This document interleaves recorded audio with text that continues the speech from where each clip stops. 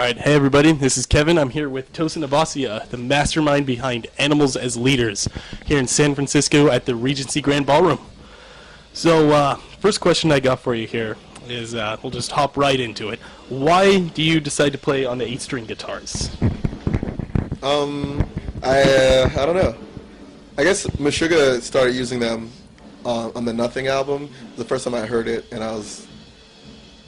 I heard the album before I knew that they were playing on 8 strings, and it was just the strangest thing I'd heard. And then I'd already been playing 7 string for a while at that point. So, I mean, most basically, it just seemed like the next step. And when I did get an 8 string guitar, I instantly started writing music, so it was a catalyst to a lot of creativity just by simply adding another string. So I love it, yeah. Sure, cool. So, next question here is, what would you say is your goal as far as having an impact on the music and or metal community, for that matter? My goal would just be to, I don't know, kind of create music that was transcendent, that people could listen to and feel like they were in another place or another time, and have it actually be timeless, so like not dated, not basically just representative of what's going on in music in 2010 or 2011, but like broader ideas that reference other traditions of music and newer ideas. So it's a very I'm very forward thinking with Animals as Leaders. I really want to do something that hasn't been done before, which is virtually impossible, but it's still fun to try. So. Are you hoping that your music will have an impact on other bands, like they'll take influence from you? I don't know if I'm hoping that it will, but I think it's inevitable that if anyone likes it and they listen to it frequently, it's probably going to start to influence the stuff that they create, which is just an element of music. It always happens. So, yeah. Cool. So, what are some of the influences as far as like progressive music and jazz on your writing? Like the basic, giants of progressive music, like Dream Theater, and I was into Candiria a lot. Meshuggah was obviously a huge influence. I don't know if they would be considered a progressive band, but they are actually one of the most forward-thinking bands I can think of. So, so they're progressive in its true form of the word, And then the jazz stuff is relatively recent, within the past 3 or 4 years. But Kurt Rosenwinkel is a huge influence. Adam Rogers is a huge influence. Alan Holdsworth, Jimmy Herring, like stuff like that. Yeah, for sure. Yeah. What are some of the bands you're listening to right now? I'm listening to a lot of electronic music, like Mode Selector and Serious Mo, and so there's no guitars present really.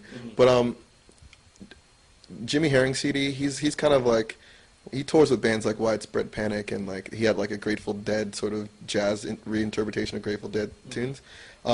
He's an amazing guitar player, so he just put out a solo CD of his own.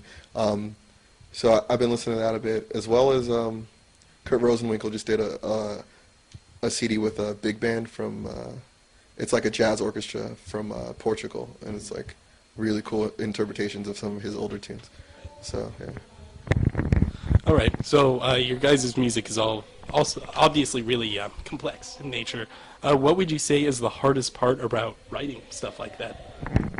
It's not hard. I don't know. It's weird. It's simply like, I've been developing technique for a long time because that's the way I wanted to play guitar.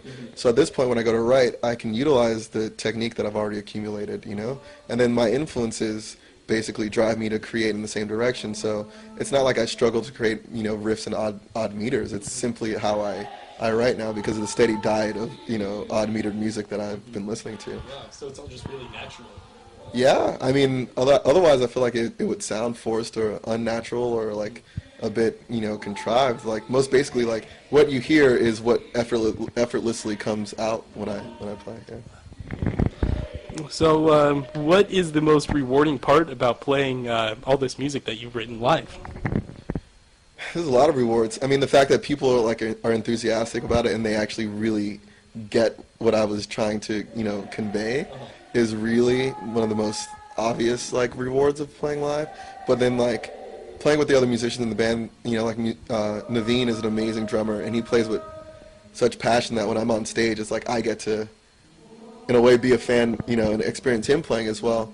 And then it's just like a lot of the stuff on the album is, at the point that I made it, it was definitely at the peak of my ability to actually pull off, but I'm forced to do it every night. And so you can kind of set a bar that's high, and then by the end of a tour or two, you've reached it, you've surpassed it, and you can set the bar even higher. So, yeah. Well, that being said, what is kind of your musical history like? How long you've been playing? I started when I was 12, and I just turned 28, so close to 16 years or whatever. Long time. You remember what your very first guitar was? Yeah, it was like a Stratocaster knockoff called a Saturday Night Special. It sucked. The action was like all high off the fretboard, and like I didn't even know how to tune it when I first got it. I didn't even know that if you moved your hand up the neck, the notes got higher. I remember that being a revelation. So were you like self-taught then? Yeah, I was self-taught until probably like 11, 12 years into playing, and then I went to a one-year music program in Atlanta at the Atlanta Institute of Music. That's where I learned, classical guitar, jazz guitar, how to, read music, general theory stuff. Yeah. So, what do you hope to achieve with Animals as Leaders overall? I just want to continue being able to write music as, not playing in anyone else's band, but like being the sole proprietor of my own music, and collaborating with the members in the band as well as other artists and musicians in the future. So I mean, my most basic goal is to like be able to do this, as a living, and like to continue to inspire other musicians if that's what's going down. And I just love being able to perform, so I just want to keep doing that. For sure. Cool. And the last question. What would you say is the most difficult song on the Animals as Leaders catalog to play? Most difficult song to play?